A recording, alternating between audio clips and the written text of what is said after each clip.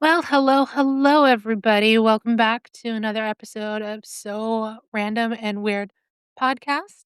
I'm Sheena, And I'm Sarah. and today it's my turn. So, what did I get? I got paranormal the last time.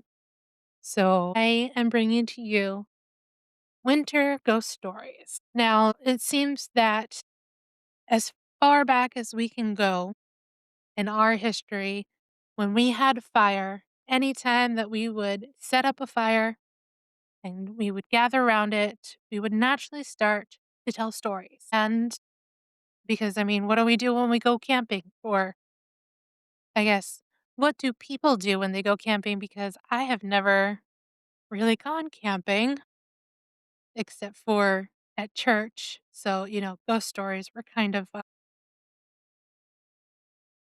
what's the word I'm looking for? Not encouraged. There we Yeah. go.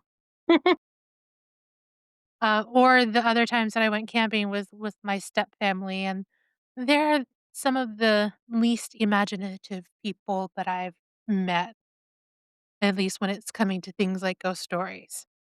So, and also, what do ghost stories usually center around?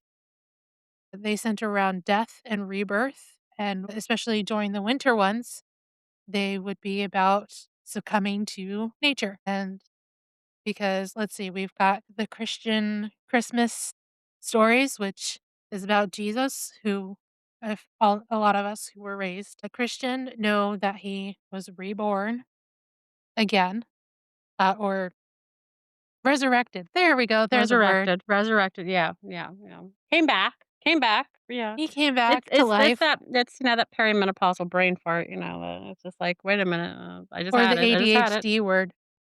Could be the ADHD. Yeah. So when it comes to things like Christmas as well, especially if any of you history buffs out there remember Oliver Cromwell. He was an OG party pooper and a Puritan, and he led their parliament. So they actually banned Christmas from 1644 to 1660. Now, previously, Christmas used to be this totally raucous thing where they would just like party and booze for like 12 days and caroling as well. And, they would have Yule logs and, of course, lots and lots of decorating. There would also be this thing which is really interesting, and it's called the Lord of Misrule, which also, if you go to Scotland, is known as the Abbot of Unreason. And in France, now my French is not as good as it ever could be, which is the Prince de Salt, which is somebody who was appointed during Christmas time to preside over the Feast of Fools. And usually it was what do you call it? A peasant or somebody who's like really lower down that they would basically be like your bros, party. Cardio, totally. Okay, sorry, I'm showing my It's age all there, right. go ahead. And then also, if you know like the origins of We Wish You a Merry Christmas, where they have, we won't go until we get some, bring us some figgy pudding. Mhm. They would actually literally go to, like, the wealthy landowners and be like, "Bro, you're gonna feed us? If you don't feed us, we're just gonna stay out here and keep singing." So, that's another thing that happened, with Christmas. So, that was something that Cromwell was not a fan of and his Puritan buddies. So, they they were not full on support for Christmas. And then when they finally were able to start celebrating Christmas, they really didn't go back to those ways. It was kind of more quiet and tamer. And then also you have during things like the Industrial Revolution that people would work 7 days a week, 24 hours a day, there wouldn't be breaks given. And so, like when we had Charles Dickens, who brought in his infamous novella A Christmas Carol in 1843, it kind of started bringing Christmas back to life. So, Then everybody started bringing out, like the rum punch and getting drunk, wine and food. And we all know how that gets together. And then all of a sudden, now your Uncle Jack is telling you all of these stories, including ghost stories around the fire. And then also before Christianity, too, as well, the pagans had Yule, and with it being the day of one of the darkest days of the years, you would think that the veil is closer to this plane and also about bringing back the sun. So there are other stories like from the Anishinaabe, the Ojibwe had a trickster named Winnebago, which was a creator of the world. And so obviously this would be a great time to tell these stories, especially about a trickster, because the spirits were at rest. The Celtics had the Holly King and the Oak King, and then Scottish folklore would bring out tales of Cailleach, which is the divine hag, which I'm going to now use that as my new name. I am the divine hag, I like it. or also known as the Old Woman of Winter. And there, of course, were the Norse tales of the Wild Hunt. So, with this, I'm going to read us a story that is by A.M. Barrie, if I can pull up the right pages. Yeah, certainly. Sorry, A.M. Burridge. Okay. Barrie would be Peter Pan. Okay, thank you. I was like, "Wait a minute." I was like, "Wait a minute." So familiar. So, with the revival of the Victorian stories that were given, there's a whole bunch of them besides A Christmas Carol that was written as well. So, I am going to read to you Smee by A.M. Burridge. And here we go. So, no, said Jackson with a depreciatory smile. I'm sorry, I don't want to upset your game. I shan't be doing that because you have plenty without me. But I'm not playing any games of hide and seek. It was Christmas Eve, and we were a party of 14 with just the proper leavening of youth. We had dined well. It was the season for childish games, and we were on the mood for playing them. All that is, except Jackson. When somebody suggested hide and seek, there was rapturous and almost unanimous approval. He was the one dissonant voice. It was not like Jackson to spoil sport or refuse to do as others wanted. Somebody asked him if he were feeling seedy. No, he answered, I feel perfectly fit, thanks. But, he added with a smile which softened without retracting the flat refusal, I'm not playing hide and seek. One of us asked him why not. He hesitated for some seconds before replying. I sometimes go and stay at a house where a girl was killed through playing hide and seek in the dark. She didn't know how the house very well. There were servants' staircases with a door to it, and when she was pursued, she opened the door and jumped into what she must have thought was one of the bedrooms, and she broke her neck at the bottom of the stairs. We all looked concerned, and Mrs. Fernley said, How awful! And you were there when it happened? Jackson shook his head very gravely. No, he said, but I was there when something else happened. Something worse. I shouldn't have thought anything could be worse. This was, said Jackson, and shuddered visibly, or so it seemed to me. I think he wanted to tell the story and was angling for encouragement. A few requests which may have seemed to him to lack urgency, he affected to ignore and went off at a tangent. I wonder if you have played a game called Smee. It's a great improvement on the ordinary game of hide and seek. The name derives from the ungrammatical colloquialism, it's me. You might care to play if you're going to play a game of that sort. Let me tell you the rules. Every player is presented with a sheet of paper. All the sheets are blank except one, on which is written Smee. Nobody knows who is Smee except Smee himself or herself, as the case may be. The lights are then turned out, and Smee slips from the room and goes off to hide, and after an interval, the other players go off in search, without knowing whom they are actually in search of. One player meeting another challenges with the word Smee. and the other player, if not the one concerned, answers Smee. The real Smee makes no answer when challenged, and the second player remains quietly by him. Presently, they will be discovered by a third player, who, having challenged and received no answer, will link up with the first two. This goes on until the players have formed a chain, and the last to join is marked down for a forfeit. It's a good, noisy, romping game, and in a big house, it often takes a long time to complete the chain. You might care to try it, and I'll pay my forfeit and smoke one of Tim's excellent cigars here by the fire until you get tired of it. I remarked that it sounded a good game and asked Jackson if he played it himself. Yes, he answered, I played it in the house that I was telling you about. And she was there, the girl who broke. No, no, Mrs. Fernley interrupted. He told us he wasn't there when it happened.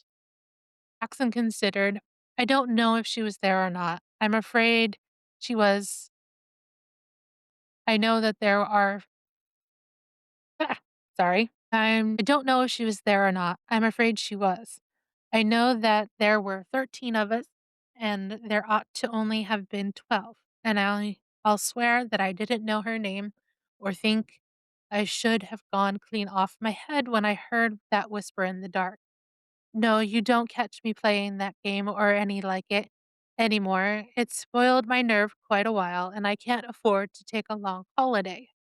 Besides, it saves a lot of trouble and inconvenience to own up at once to being a coward.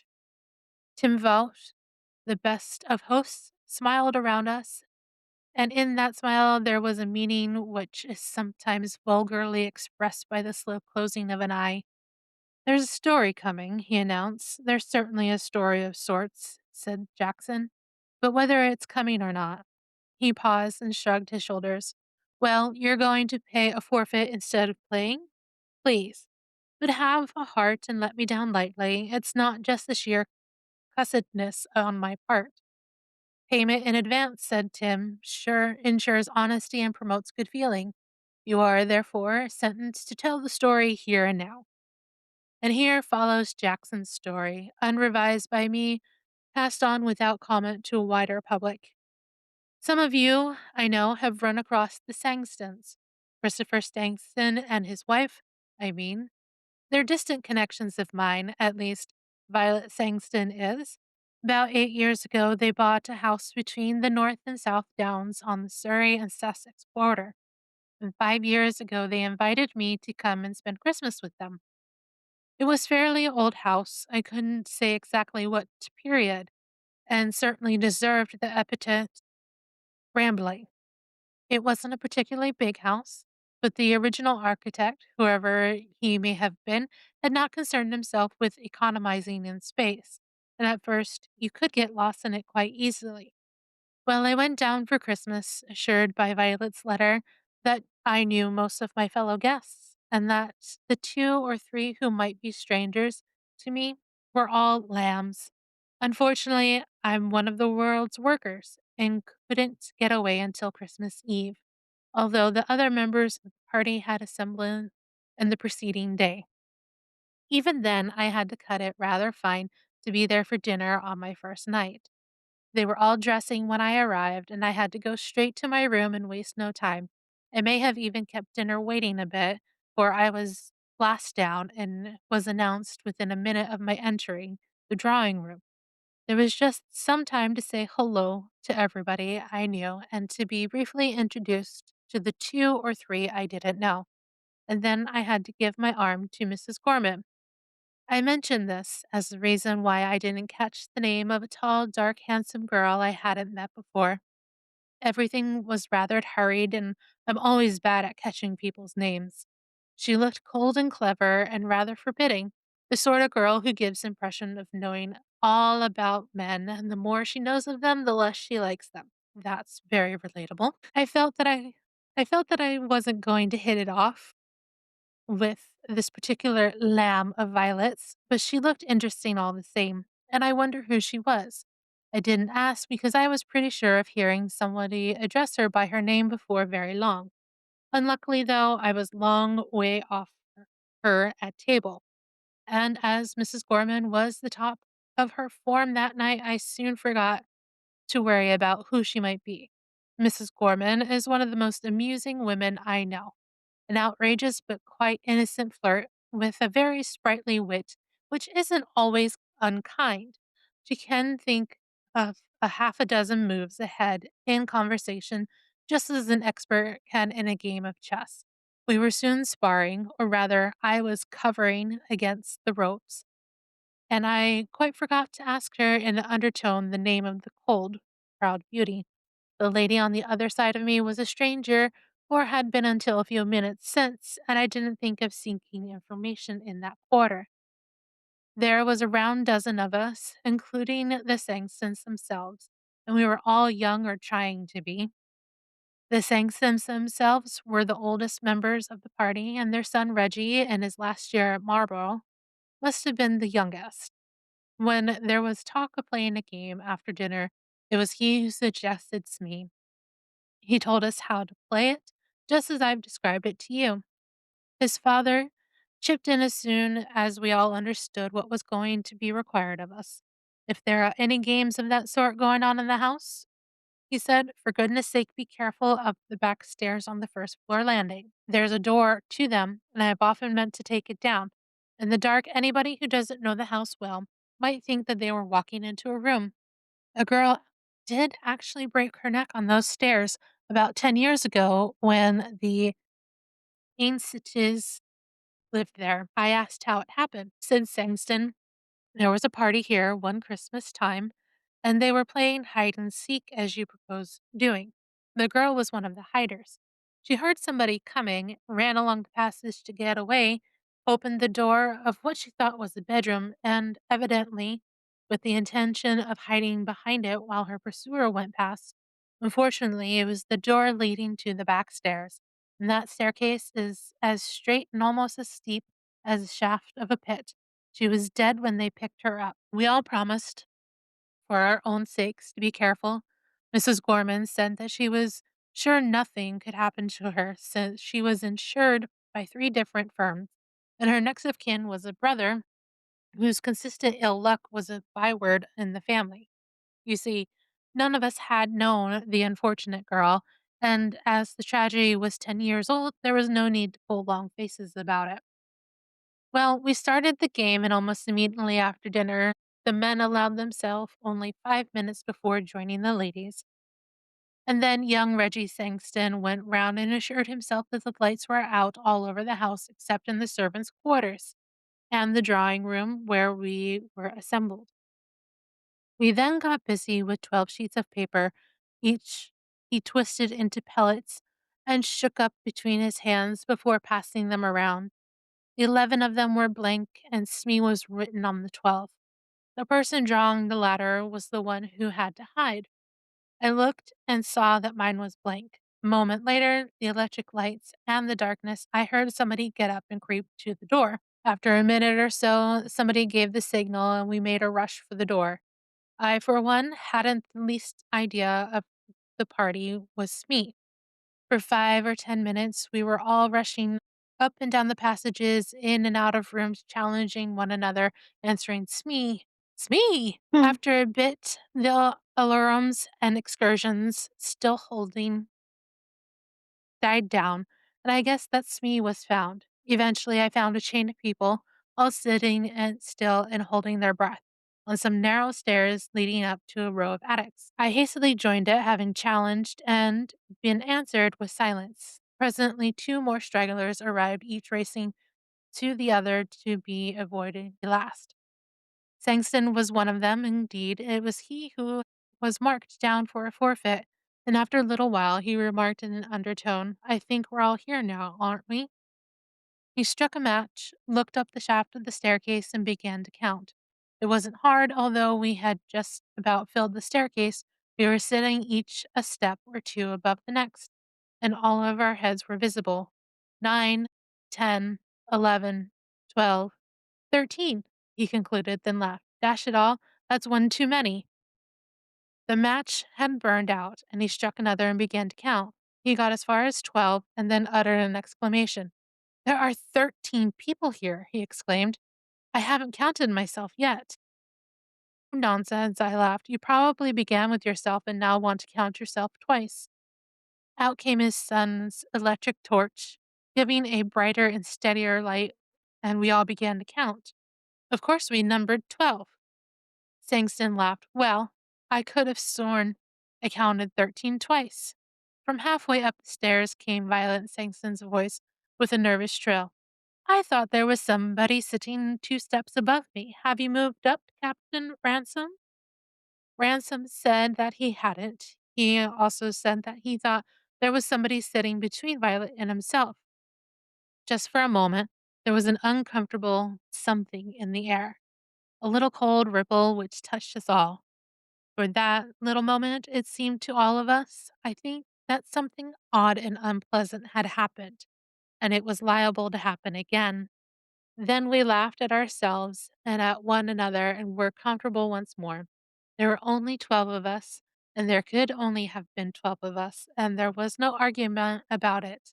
Still laughing, we trooped back to the drawing room to begin again.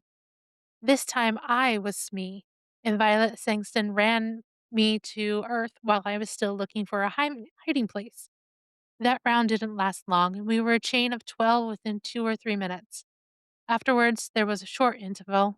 Violet wrap wanted a wrap fetched for her, and her husband went up to get it from her room.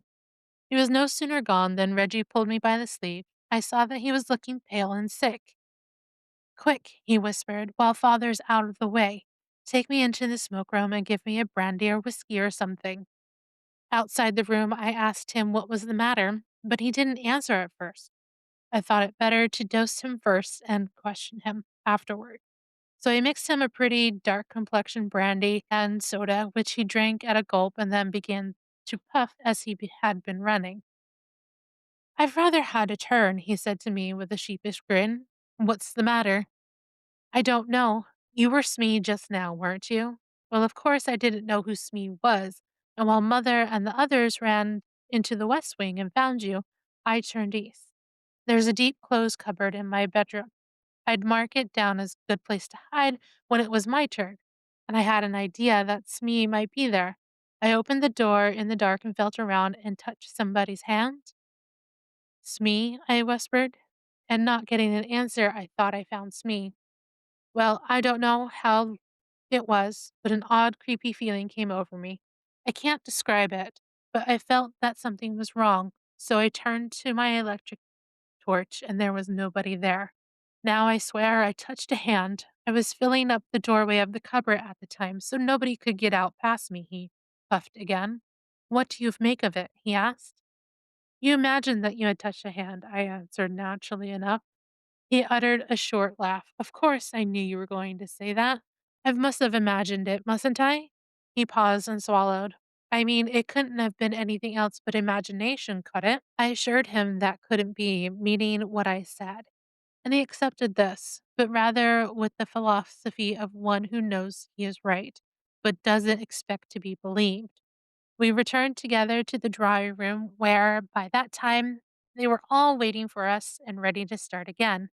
It may have been my imagination, although I'm almost sure it wasn't, but it seemed to me that all enthusiasm for the game had suddenly melted like a white frost in strong sunlight. If anybody had suggested another game, I'm sure we would have all been grateful and abandoned Smee. Only nobody did. Nobody seemed to like to. I, for one, and I can speak for some of the others too, was oppressed with the feeling that there was something wrong. I couldn't have said what I thought was wrong indeed. I didn't think about it at all, but somehow all the sparkle had gone out of the fun, and hovering over my mind like a shadow was the warning of some sixth sense which told me that there was an influence in the house which neither sane or sound or healthy. Why did I feel like that? Because Sankson had counted 13 of us instead of 12, and his son had thought he had touched somebody in an empty cupboard. No, there was more in it than just that. One would have laughed at such things in ordinary ways. And it was just that feeling of something being wrong which stopped me from laughing. Well, we started again, and when we started in pursuit of the unknowns me, we were as noisy as ever. But it seemed to me that most of us were acting. Frankly, for no reason other than the one I've given you, we stopped enjoying this game. I had an instinct to hunt the main pack, but after a few minutes, during which no Smee had been found, my instinct to play winning games and be first, if possible, set me searching on my own account. And on the first floor of the West Wing, following the wall, which was actually the shell of the house, I blundered against a pair of human knees. I put out my hand and touched a soft, heavy curtain. Then I knew where I was. There were tall, deeply recessed windows with seats along the landing and curtains over the recesses to the ground. Somebody was sitting in the corner of the window seat behind the curtain. Aha! I had caught Smee. So I drew the curtain aside, stepped in, and touched the bare arm of a woman. It was a dark night outside, and moreover, the window was not only curtained, but a blind hung down to where the bottom panes joined up with the frame. Between the curtain and the window, it was dark as the plague of Egypt. I could not have seen my hand held 6 inches before my face, much less the woman sitting in the corner. Smee, I whispered. I had no answer. Smee, when challenged, does not answer. So I sat beside her, first in the field to await the others. Then, having settled myself, I leaned over to her and whispered, "Who is it? What's your name?" "Smee." Out of the darkness beside me, the whisper came back, "Brenda Ford." I didn't know the name, but because I didn't know it, I guessed it at once who she was. The tall, pale, dark girl was the only person in the house I didn't know by name. Ergo, my companion was the tall, pale, dark girl. This seemed rather intriguing to be there with her, shut in between a heavily curtained and window, and I'd rather wondered whether she was enjoying the game we were all playing. Somehow she hadn't seemed to me to be one of the romping sort. I muttered one or two commonplace questions to her and had no answer. Smee is a game of silence. Smee and the person or persons who have found Smee are supposed to keep quiet to make it hard for others. But there is nobody else about, and it occurred to me that she was playing the game a little too much to the letter. I spoke again and got no answer, and then I began to be annoyed. She was of that cold, superior type which affects to despise men. She didn't like me, and she was sheltering behind the rules of a game for children to be discourteous. Well, if she didn't like sitting there with me, I certainly didn't want to be sitting with her. I half turned from her and began to hope that we should both be discovered without much more delay. Having discovered that I didn't like being there alone with her, it was queer how soon I found myself hating it, and that for a reason very different from the one which had first whetted my annoyance. The girl I met for the first time before dinner and seen diagonally across the table had sort of cold charm about her which had attracted while it had angered me. For the girl who was with me, imprisoned in opaque darkness between the curtain and the window, I felt no attraction at all. It was so very much the reverse of what I should have wondered at myself. After the first shock of discovery, she had suddenly become repellent to me. I had had room in my mind for anything besides the consciousness? What? Words. That's all good. Besides the consciousness that her close presence was increasing horror to me. It came upon me just as quickly as I uttered the words. My flesh suddenly shrank from her, as you see a strip of gelatin shrink and wither before the heat of a fire. That feeling of something being wrong had come back to me, but multiplied to an extent which turned foreboding into actual terror. I firmly believe that I should have got up and run if I had not felt that at my first movement she would have divined my intention and compelled me to stay by some means of which I could not bear to think. The memory of having touched her bare arm made me wince and draw in my lips. I prayed that somebody else would come along soon. My prayer was answered. Light footfalls sounded on the landing. Somebody on the other side of the curtain brushed against my knees.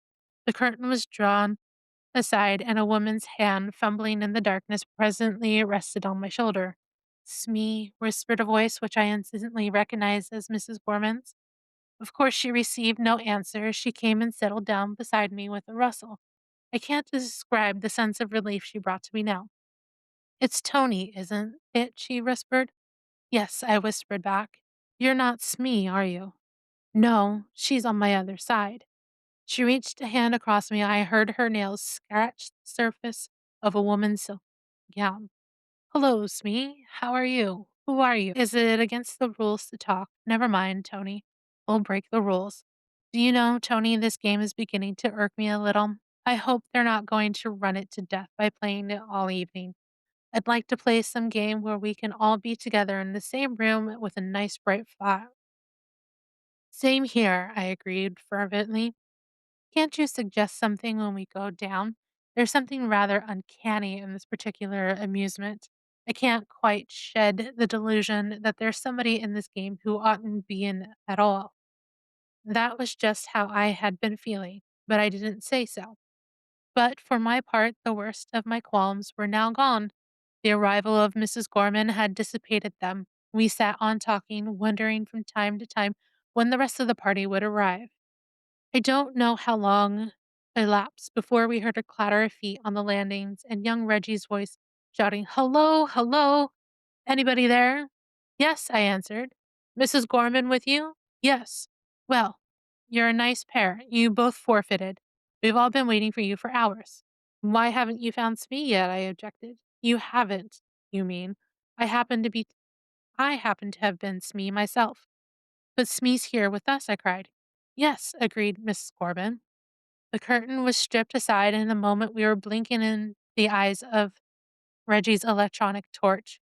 I looked at Mrs. Gorman, and then on my other side, between me and the wall, there was an empty space on the window seat. I stood up at once and wished I had it, for I found myself sick and dizzy. There was somebody there, I maintained, because I touched her. So did I, said Mrs. Gorman in a voice which had lost its steadiness, and I don't see how she could have gotten up and gone without our knowing it. Reggie uttered a queer, shaken laugh. He too had an unpleasant experience that evening. Somebody's been playing the goat, he remarked. Coming down? We were not very popular when we arrived in the drawing room. Reggie rather tactlessly gave out what he had found us sitting on a window seat behind the curtain. I taxed the tall, dark girl with having pretended to be Smee and afterwards slipping away. She denied it, after which we settled down and played other games. Smee was done with for the evening, and I, for one, was glad of it. Some long while later, during the interval, Sangston told me if I wanted a drink to go to the smoke room and help myself. I went, and he presently followed me. I could see that he was rather peeved with me, and the reason came out during the following minute or two. It seemed that his opinion, if I must sit out and flirt with Mrs. Gorman, in circumstances which would have been considered highly compromising in his young days, I needn't do during a round game and keep everybody waiting for us. But there was somebody else there, I protested. Somebody pretending to be Smee. I believe it was that tall, dark girl, Miss Ford. Although she denied it, she even whispered her name to me. Sangston stared at me and nearly dropped his glass. Miss who? He shouted. Brenda Ford. She told me her name was. Sangston put down his glass and laid a hand on my shoulder. Look here, old man, he said. I don't mind a joke, but don't let it go too far. We don't want all of the women in the house getting hysterical. Brenda Ford is the name of the girl who broke her neck on the stairs playing hide and seek here 10 years ago. Oh my word. So, as soon as you were, like, talking about, like, "Now come on, like, don't be," and I'm like, "Oh, here it comes, here it comes, oh, here it comes." Oh my Right? gosh. And typical man to be like, why aren't you paying attention to me? Right? Yep, Well, yep, if you're not going to pay attention to me, I don't like you either. Yeah. Makes you glad for it's board games now for the most part. yep, exactly. Gosh, I like that. Yeah. Yeah. And that's the shortest one I could find as well. I mean, Victorians happen to be, very loquacious. Yes. I mean, and because I mean, storytelling back then, I mean, it really was an art. It really was an art. It's something that we've lost, especially in this, I think, day and age of technology and, where people just don't talk to you in general. Right. I mean, like we've dumbed down our words. I mean, like you said, loquacious. How many people have, used the word loquacious nowadays? Seriously. I mean, the big words. Um, but we've gradually dumbed ourselves down and we're not storytellers anymore. We're not, like it used to be like this, around the campfire or around, like, tea and crumpets or whatever. And now it's yeah, this happened. Yeah. And we Well, just we and just we lost that I think art of it's communication. also people aren't as much readers as they used to be. I think that's something that's also been brought into it, especially things now with like book talk, which is something I'm super into because I like to read still. But, like, with my last job, because all I did all day was read words and stare at a screen, I didn't wanna look at words, so I was listening to an audiobook. So I would still consider that reading, it's just that I had to have somebody else read it to me. But the thing is too, is also books aren't that great. There are some great books out there, like Fourth Wing is amazing, but when we read something like and I'm probably gonna get slaughtered for this, but 50 Shades of Grey. I started reading it. I could not make it past the first the first chapter because 1, the writing was horrible. Absolutely fucking horrible. Like, I was, like, reading, "See Jane run. Look at Dick." And then second of all, like, I made it to the part where she was at the bar and Christian Grey had tracked her down to the bar, and I was like, "Are you fucking kidding me? Like, no, no, we do not stand stalkers. We do not stand this kind of way because this isn't how the community actually is." Yeah.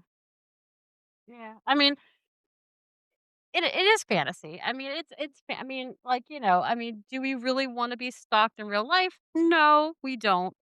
But I think that was more just like in fantasy, this is what some women like. Just like 365 days. I mean, that's, it's kidnapping. If you Mhm. ever I don't know if you ever seen that on Netflix. Mm-mm. But I mean, it's, people were like going crazy about it. Like, this is like Stockholm syndrome and this is and I'm like, okay, but you know what? This is also sexual fantasy. I mean, I think you have to also give creative license. It is a you have to understand it in the context that it's written and it is fantasy. But yeah, I mean, I've read the Mhm. book. I read the first 50 Shades. I think I was pregnant at the time because, a friend of mine was calling it mommy porn, and obviously there's a reason why because, you read it and then, you wanna do things with your significant other, and then, oops, here comes, baby 9 months later. But I think I was actually pregnant with Tyrion, so, I mean, nothing really could happen there. But I mean, I was just excited to actually be reading, especially nowadays. I mean, I haven't had time to read. I don't even know the last book I read, to be honest with you, but I'm gonna read that book that I got for Christmas. But yeah, um, I didn't mind the book so much because, I mean, I was like, "Oh, okay, this is nice." But yeah, I mean, there are definitely, um, more, I don't wanna say intelligently written, well-written pieces of literature than 50 Shades. Yes, most definitely, like, Fourth Wing, and what else is there? There's so many books, like, I just got one called Feathers So Vicious, that was one of my Christmas presents that I got, so I'm really ready and excited to read them as well. But also true to storytelling is that we don't get together, like, because of technology, we're not sitting at home with people and we're not telling stories. Because, like, I noticed that one thing, like, when I was living out in Pennsylvania back in 2012 and through to 2014 that when my dad and my aunt were together, they would actually tell stories about Mhm. things that would happen, Yeah. you know, but we don't have that really anymore Yeah. because we don't get together like that. I mean, it doesn't have to be your family either. Yeah. It can be, when you have a big group of friends together, you tell stories. That's one of the things I used to love about when I was a Civil War reenactor. At night, we'd sit around the campfire and we would tell stories, reenacting stories, like people like who, like stupid things they did, as a reenactor, and it was so funny. And they pass around the chalk bucket, which, was a metal, not metal, but like a steel bucket that they just poured all this alcohol into. Mhm. It's huge. It was fantastic. Loved it. You can get so shit faced on that. But they passed around the chalk bucket, everyone drank from it, and, they would tell, like, like, there was one time, that one of the reenactors, they were, getting ready, and they were, like, or they'd just come back from outside from, doing a battle, and, they were taking their stuff off, and they had their guns set up, like, in the, like, triangle, they had their guns set up so that it was and there was some brown stuff, like there, like, underneath the guns, and, there was what looked like some, like, toilet paper, stuff, and they're like, what is this?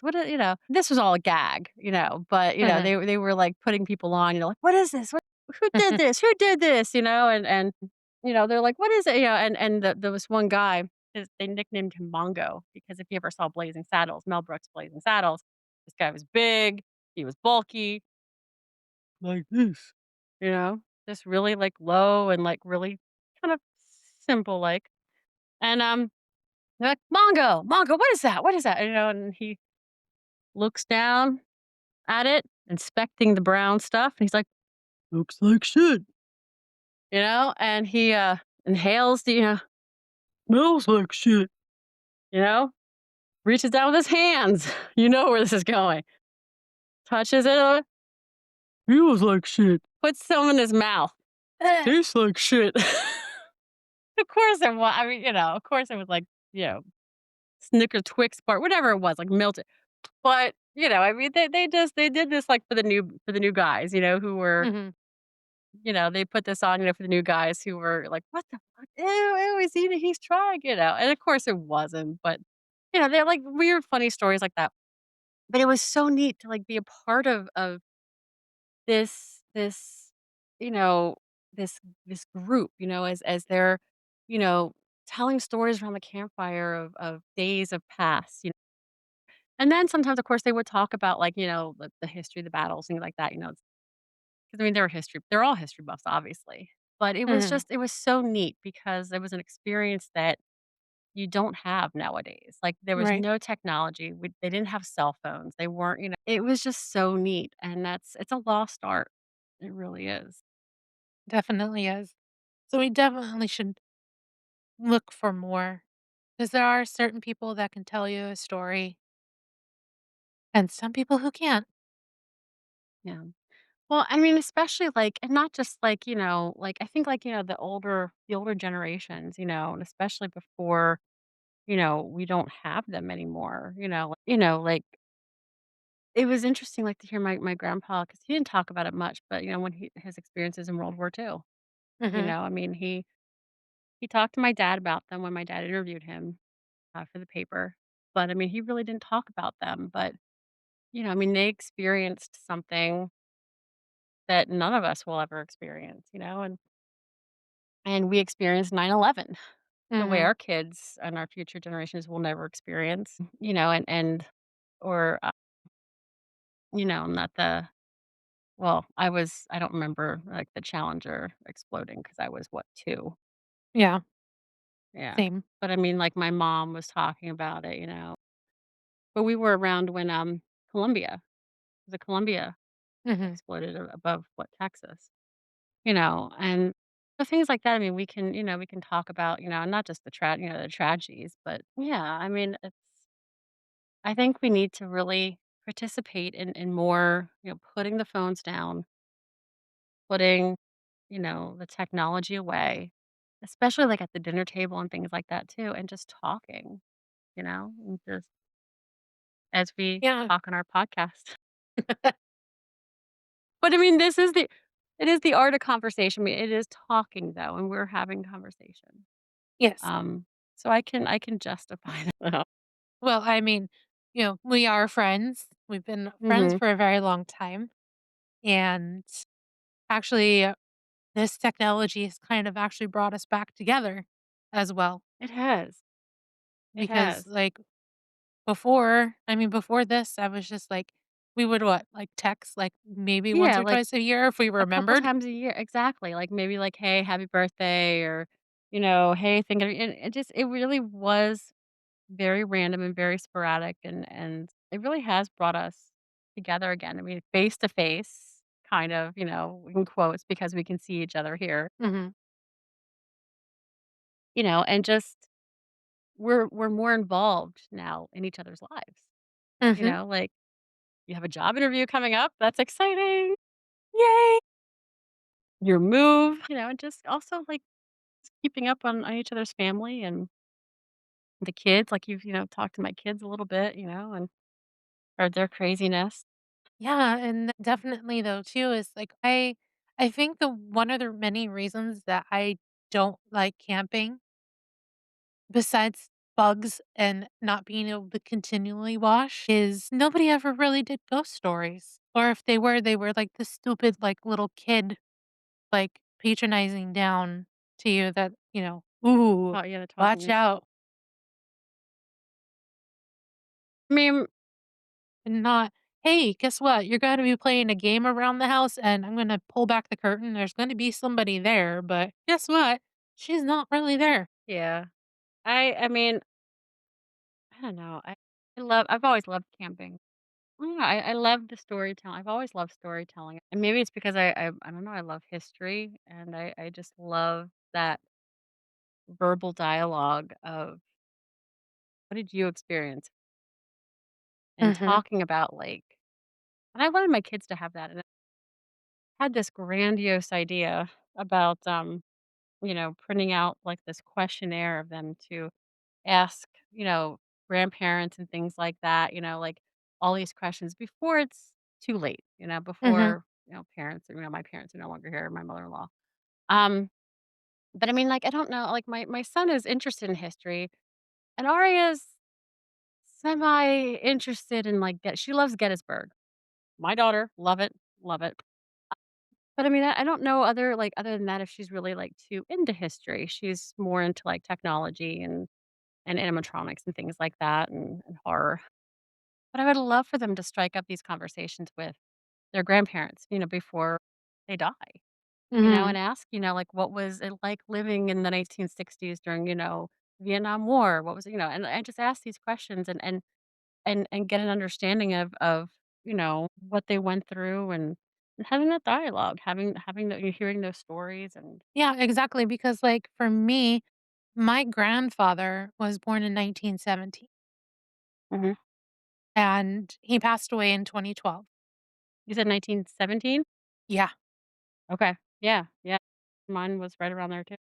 and, and I don't remember much from his stories, and then, like, my other grandparents, my dad's parents, they both passed when I was, like, teeny tiny, like, Yeah. not even 3 years old or so, and well, one passed, I think, when I was about 5-ish. I don't know. I don't remember. Like, I have glimpses and little memories, but, when it comes to anything else, like, I don't know anything about their lives before.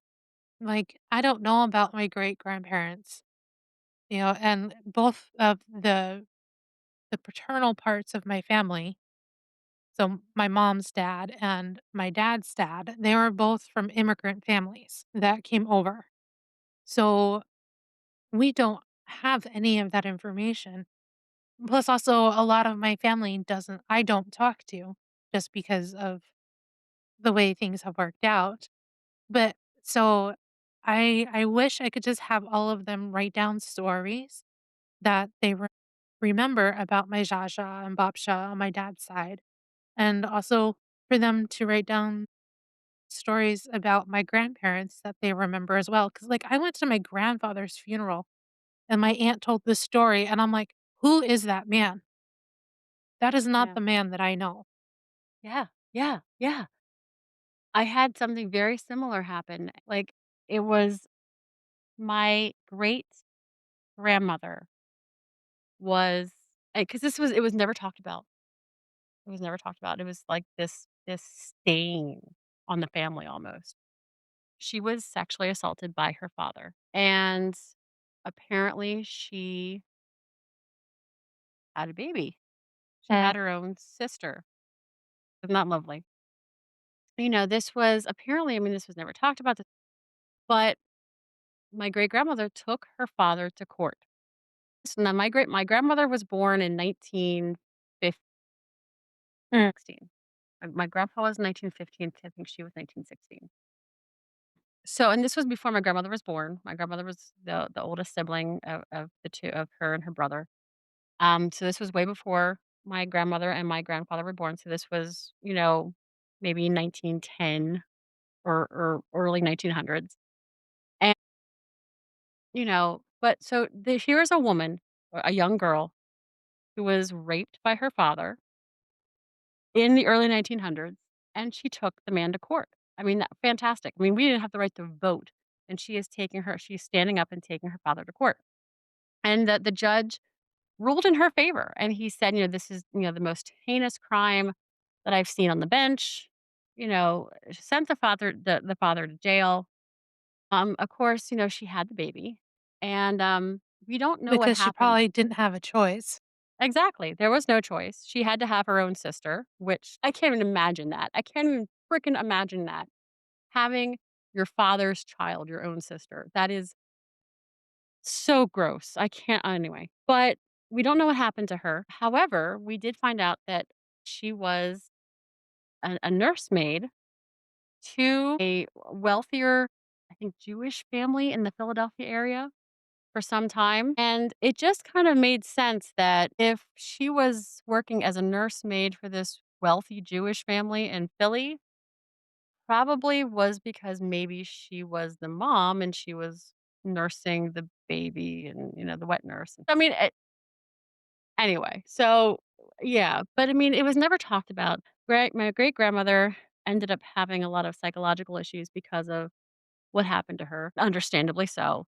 And she did get married and then ended up having my grandmother and my great uncle, but she mistreated them. She would jump out of closets and scare them. She was constantly cleaning, constantly going, and obviously because she was molested. I mean, like these things, Mhm, affected her mind. And of course then my grandmother, you know, physically abused my mom, mhm, and my uncle Harold physically abused his kids, mhm, because of the anger and everything they got from their mom.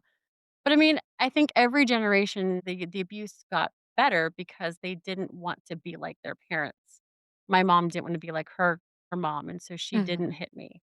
She Right. didn't wanna, like, take a yardstick and hit me like her mom did, or have me go out to the backyard and grab a birch stick from the tree and bring it into her, like she had to do for her mom, and, um, so I mean, I definitely give my family kudos for Breaking the cycle. breaking the cycle. For the longest time, like, I wondered, like, why was this such an embarrassment for I mean, here was a woman who stood up, and I really would have loved to have had my grandmother or my mom ask my great-grandmother about this. I mean, yes, it was a horrible situation, but I would have loved to have learned more, and Mhm, had, you know, more information and more, because, I mean, that took courage. It took courage. And, of course, now everyone that knows about that situation is dead. My grandmother, my grandfather, of course, my great-grandmother, I would have loved to have learned more. mhm. Oh, yeah, definitely, and especially because there's a lot of history that's lost, and when Yeah. you're a history buff, you're like, "Ugh." Yeah. And the thing is like, I wish things like how they used to have all of these journals and everything like that. I, of course, am, like, the worst journal keeper in the whole entire world, and I tried. Yeah, I I tried. burned mine because I I was like, "I don't wanna relive this," or I hated my handwriting. Ugh. yeah. I tried like, when we went to Disney sorry, we went to Disney, I got, like, travel journals for me and the 2 kids, and I was like, "I have, like this is great." I mean, it's not we're not gonna fill it, but we're gonna be able to write down, like, each day, like, what and it's not like I'm anything major, it was like, like, where we went, what we did, like, what was the weather like, and then on the back page, just like, we could just free write. None of us did it. Tempted. I think I did 2 pages maybe. I don't think Arya did anything, and, Tyrion begrudgingly did 1 page, and I was like, "Okay, well, I think this epically failed." I tried, but I think Yeah. it epically failed. Yeah. I think we lost that too, especially because, like, I remember I wanted to keep one, especially, like, on my computer because, that was the cool thing when we started getting computers and everything like that, but I'm like, "My mom's gonna be able to access this." And I no. Yeah, yeah. Well, and if your mom would've been maybe a little more understanding of, maybe it would've been a little bit easier, but, I mean, she was pretty rigid about how you grew up and Yeah. Yeah. yeah. Believe me, I got in trouble for a lot of things, and, yeah, so well, we're not going into therapy here now, but That's what this is, yeah, that's what we'll be going into. So we can move on. yep. So, we've got you up next week Yep. with History. woohoo! Loves me some I'm so history. excited. I'm so excited. And I'm very happy to tell you what I'm gonna be talking about because trying to um talk about this in you know just this small time frame it's not I because this is We're gonna have a part I'm 2. yeah so I'm gonna be talking about Jenny Wade. 'Cause she was just a very interesting figure in history that I've always been drawn to, and I cannot wait to talk about her, um, and her life and well, what we know, and, And yeah. I guess the whole putting your finger in the door doesn't It didn't no. Doesn't work. Yeah, doesn't work because we both did it, and, like, you're still single. yes. I did. Of course, I got married eventually, but it wasn't, in the time frame that they said. But, no, I mean, so, yeah, and if for those who don't know of Jenny Wade, she, was the only civilian, who was killed during the Battle of Gettysburg, in 1863, which actually in itself was pretty amazing because, I mean, with fighting happening all around through town and everything, yeah, it's amazing that only one person was really killed because, I mean, there were civilians killed in the Battle of throughout the Civil War. There were civilians killed numerous amounts of times and more than just one, but she was the only one in that three-day battle that was killed. Yep. That's pretty I'm interesting excited in just because, itself. I have Mm, been there we once. I've both been love there Jenny once. Wayne. Yep, the Jenny Wayne house, yeah. So, I spun and I got true crime. Woo! True crime, awesome. So, we'll see You what love I true do crime. there. Let's see.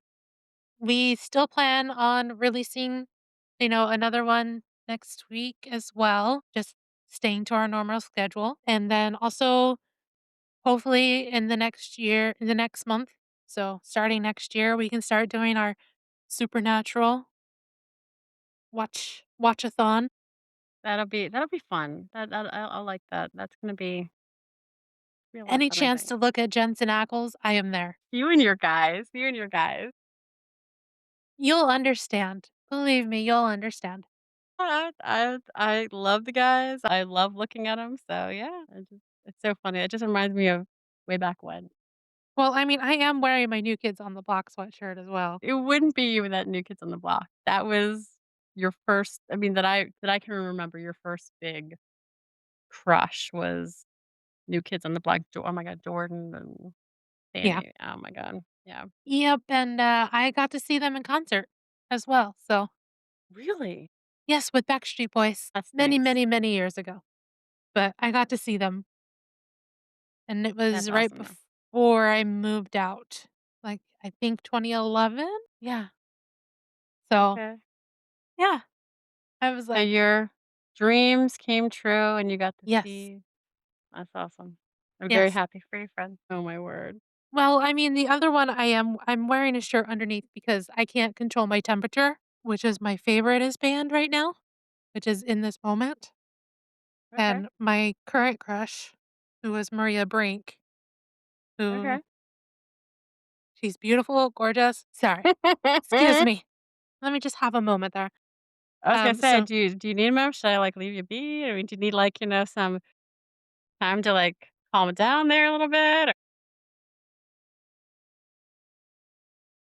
and then also, um, so let's see. So we'll be still continuing on. We'll make announcements on there.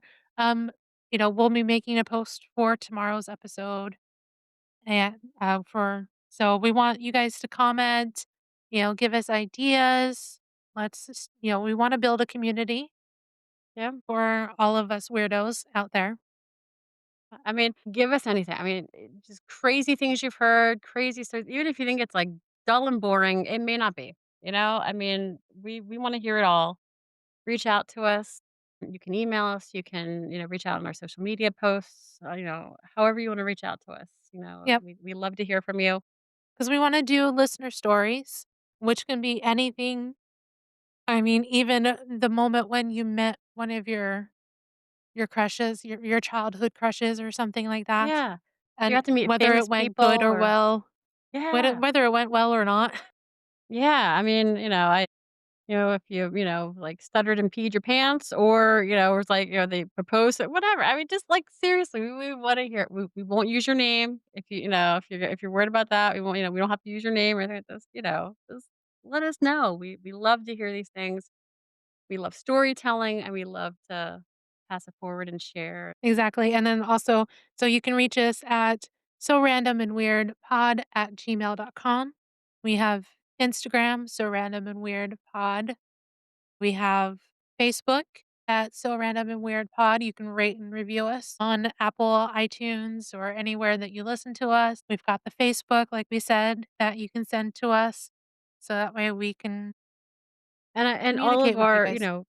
and our contact, is on Facebook, on how to email us and things like that, and it's an Instagram. So, I mean, you can, check out our pages and see how you can reach out to us too. Yeah. Yep. So, and let's see, today's what, the 28th? So, I guess Happy New Year's is coming up for everybody. Yes. Yes. So, 2026. and I'm so glad 2025 was pretty rough. it Pretty was a rough. dumpster fire of, It like, was. epic proportions with gasoline just spouting Yeah. everywhere. Yeah. It was. So I'm ready for 2020. I'm ready for a new start. I'm ready to reboot. Hopefully, this coming year is a little bit of seeing, what we Mhm. have going on now. Well, for me, I don't have really any resolutions, like, I don't make resolutions, Yeah, me neither. but I do have goals. So that way then it doesn't make it sound absolutely like I have to do this. I have a goal and there can be things that get in the way. So like of course, one is to be healthier, two is to have a job, and three is to see what I can do to get us a really awesome podcast and to build a really awesome community with everybody who listens to us. So reach out to us and hopefully we can reach back out to you. Yeah, I look forward to it. I love hearing from anyone that wants to talk to us. So, I guess we'll call it quits and we'll see you next time. In the new year. New year, not a new me. All right. I know. You know what? I may not be a parent, but I do parent jokes. That's okay. That's allowed. All right. So, Bye, Bye, everybody. guys. Love Bye. you. Love you guys. See ya.